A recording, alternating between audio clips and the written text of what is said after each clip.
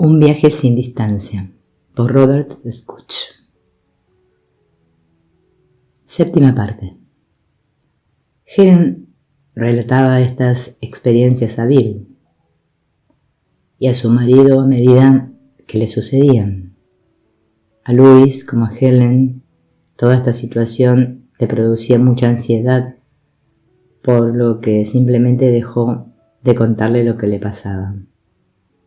Por otro lado, Bill estaba muy interesado en esta serie de imágenes, lo que no ayudaba a mitigar la ansiedad de Helen, y aunque Bill le proporcionaba mucho apoyo, ella seguía sintiéndose amenazada por aquellos fenómenos. No le gustaban ni los deseaba, y en general le hacían sentirse muy inquieta porque creía que el tipo de imágenes mentales en que estaba implicada era propio de los pacientes psiquiátricos que ella misma atendía. A medida que sus experiencias continuaron, incluso llegó a decir a Bill que podía estar volviéndose loca y que debía someterse a un examen psiquiátrico. ¿Por qué no lo dejas estar y permites que suceda? Tengo la sensación de que puedes tener algo que ver con aquel discurso que te di sobre intentar encontrar otra forma de tratar las relaciones difíciles, añadió para reconfortarla. Aunque Bill, al igual que Helen, no tenía ningún interés ni conocimiento de nada remotamente relacionado con los fenómenos psíquicos, le pareció obvio que algo paranormal estaba ocurriendo y encontraba el material absolutamente fascinante.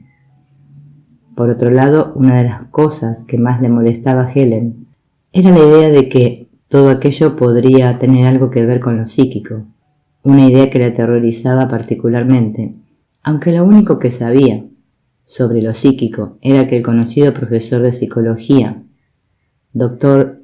J. B. Rhine, había hecho algunos experimentos con cartas en la Universidad Duke de Carolina del Norte.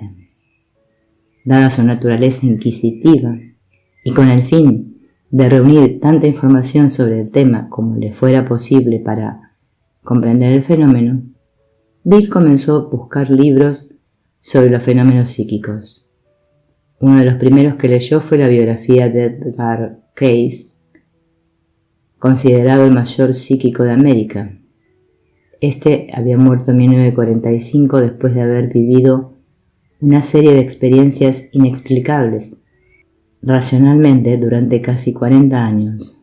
Sus experiencias fueron transcritas a medida que ocurrían y podían ser estudiadas en la biblioteca de la Asociación para la Investigación y la Iluminación, en Virginia Beach, una organización para perpetuar las intuiciones y visiones de Cayce. Cuando Bill habló de Cayce a Helen, sugiriéndole que podía interesarle leer el libro que había encontrado, ella se negó rotundamente. Rehusaba admitir que hubiera nada que comentar sobre sus experiencias, aunque reconoció a Bill que había una cierta inconsistencia en su actitud. Por un lado, sabía que el incidente relacionado con el milagro de la inversión era algo sobre lo que no tenía conocimiento intelectual consciente, y sin embargo no quería ofrecer ninguna sugerencia sobre el modo en que aquella información le pudiera haber llegado. Bill no se sintió descorazonado por la actitud de Helen y se fue interesando cada vez más en la literatura parapsicológica, porque en algún lugar dentro de él sabía que lo que Helen estaba viviendo era extraordinariamente importante para ambos. Cuando Bill sugirió a Helen que las imágenes que describían podrían estar relacionadas con vidas anteriores, Helen se sintió particularmente molesta. En primer lugar, no entendía cómo Bill, que nunca había creído en la reencarnación, podía seriamente hacer una sugerencia semejante. Y segundo, dada su información intelectual y la gran importancia que le daba a las pruebas científicas, la mera sugerencia de ese concepto le provocaba una reacción burlona. Sin embargo, a medida que sus experiencias con imágenes continuaban, su actitud comenzó a cambiar ligeramente. El siguiente episodio llegó en forma de sueño, tal como suele ocurrir en los sueños. La barca se había convertido en un automóvil Yo estaba cruzando un puente en medio del intenso tráfico. Quería torcer a la derecha, pero estaba en el carril equivocado y el coche de mi derecha me bloqueaba el paso. Los dos estábamos atascados. Teníamos coches por delante y por detrás. Estábamos rodeados por un enorme atasco de tráfico. No encontraba la forma de girar, aunque sabía que el hacerlo era esencial para mí. Pensé, si intento girar me chocaré con el coche de al lado y si él intenta girar no me dará tiempo de seguirle antes que los demás coches me bloqueen. Seguí intentando pensar formas de hacer el giro, pero todas resultaban inadecuadas y algunas de ellas desastrosas. Entonces me vino la solución. Lo haremos juntos, pensé, poniéndome muy contenta. No será ningún problema. Realicé el giro a la vez que el hombre que estaba a mi lado, y fue muy fácil.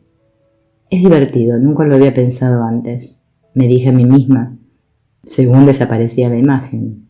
La vez siguiente, volví a verme en la barca aunque era consciente de haber hecho aquel giro a la derecha. La barca se movía lentamente pero con suavidad a lo largo de un pequeño canal muy recto.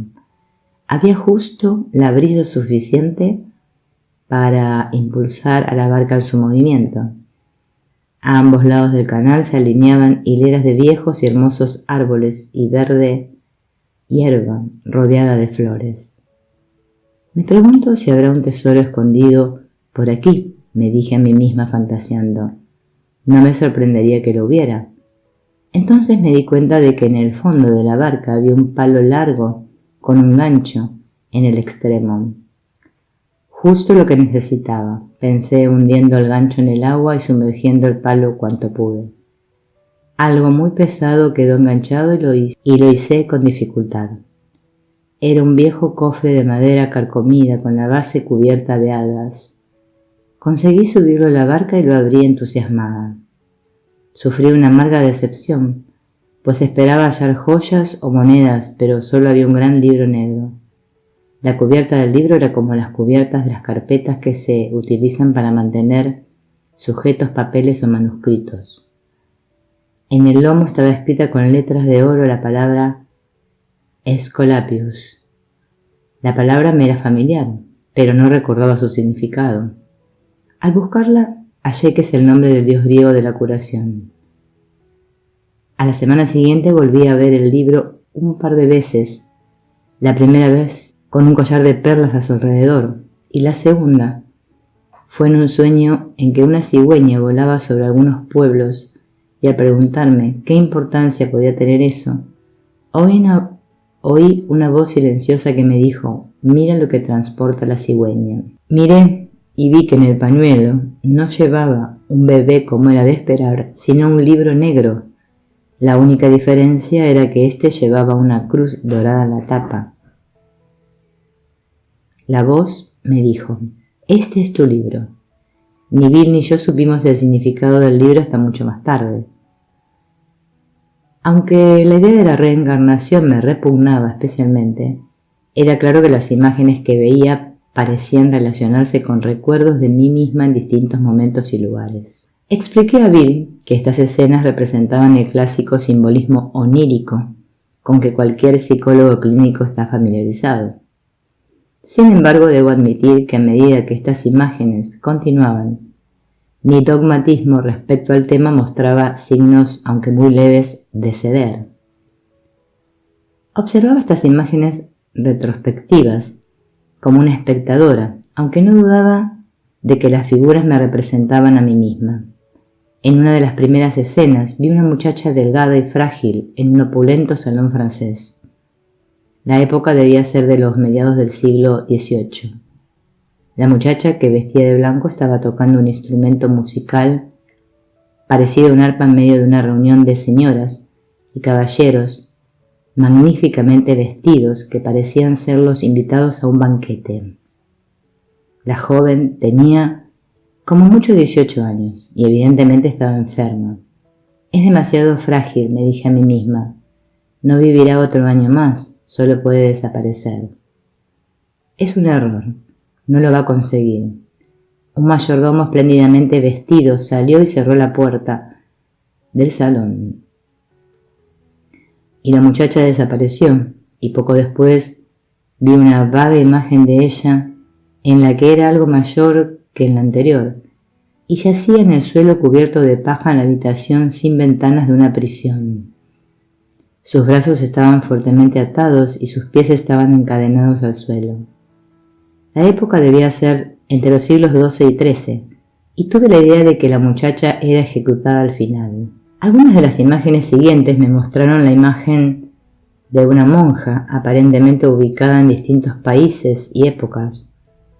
En la más clara de ellas veía a una monja vieja, artrítica y decepcionada, desgastada por toda una vida de austeridades y emocionalmente retorcida y estéril.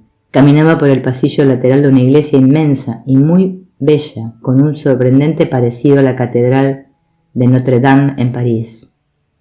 El pasillo estaba oscuro y la vela que llevaba la monja no le ayudaba mucho a ver. Iba pasando la mano por la pared a medida que andaba, como si buscara una puerta, o más literalmente una salida. No la encontró y las severas fracciones de su rostro se iban tensando cada vez más. No sabe, pensé, lo intenta pero no sabe. Me sentía repelida por su expresión tan dura, pero sentía simpatía por su causa perdida. Contrastando radicalmente con esta figura, había otra que me venía de vez en cuando, y a veces aún me pasaba por la cabeza. Esta es la única de las figuras que siempre se aparecía con la misma forma. Era la imagen de una niña que se parecía mucho a mí, aunque no podía tener más de 16 años a lo sumo. Tenía la cabeza echada hacia atrás porque se estaba riendo y extendía los brazos en un gesto de apertura total de bienvenida universal. Parecía estar absolutamente alegre, literalmente incapaz de sentir pena o dolor. Se hallaba sobre un jardín de hierba verde y en medio de su extraordinaria felicidad sus pies descalzos apenas parecían tocar el suelo. Llevaba puesto un vestido claro y suelto que no recordaba ningún lugar ni época en particular. De hecho, no había nada en ella que sugiriera algo del pasado, y tampoco parecía importarle el futuro. No creo que ella tuviera una percepción del tiempo como la mía. A medida que Bill siguió leyendo literatura psicológica, se fue interesando más en el material de Case. Algo que le impresionaba mucho y consideraba muy importante en estos relatos eran las pruebas que sugerían que las mentes se pueden comunicar entre sí por medios paranormales, aún desconocidos para la ciencia. A menudo lo discutía con Helen, y como ella respetaba su opinión, aunque pensaba que en este caso se había pasado mucho, finalmente le pidió un libro sobre el tema. Él eligió la biografía de Case escrita por su hijo, Hugh Lynn. No hay duda de que Helen la encontró interesante, aunque le repelían las partes que consideraba más tétricas e increíbles del relato. Cuando Bill recordó que últimamente ella también había tenido experiencias bastante fuera de lo común, lo admitió. Es más, aún encontraría más difíciles de explicar todos los sucesos que le iban a ocurrir más adelante. La nueva fase comenzó un día en que Bill y yo estábamos concentrados en un informe de investigación. Bruscamente, solté los papeles y dije con mucho apremio: «Rápido, Bill. Tu amigo Alan, el que conocimos en Chicago hace unos días, está pensando en suicidarse. Debemos enviarle un mensaje». Bill se sentó junto a mí y yo envié un serio mensaje telepático a Alan para que lo reconsiderase. Al acabar le dije a Bill: «Seguro que no era verdad, sin embargo me equivoqué y resultó, además, que había sido muy precisa». Era difícil no sentirse impresionada, en especial porque siguieron pasando cosas sorprendentes. Bill asistió a una reunión en otra ciudad y a su vuelta le describí el lugar donde había estado con todo lujo de detalles, a pesar de que yo nunca había estado allí. También pude relatarle algunas de las cosas que habían ocurrido, antes de que él tuviera la oportunidad de contármelas a mí, y asimismo le describí en detalle la casa del amigo, donde había pasado el fin de semana, incluyendo los colores de las paredes y los muebles. Más adelante se fue de vacaciones a un lugar lejano, y yo le envié mentalmente la imagen del broche que quería que me trajera de allí. Al volver de las vacaciones, me lo dio, y era sin duda el que yo le había pedido. Mis reacciones ante estos hechos era una curiosa mezcla. Por un lado, me sentía orgullosa por la adquisición de estas habilidades tan especiales, e incluso me sorprendí. Alguna fantasía de poder y prestigio cruzando por mi mente, y al mismo tiempo pasaba mucho tiempo intentando explicarme las imágenes que me causaban un miedo considerable. Durante algún tiempo, la idea de tener poderes psíquicos se me hizo más atractiva y simultáneamente me aterrorizaba cada vez más, de modo que comencé a tener pesadillas, aunque después no podía recordar su contenido.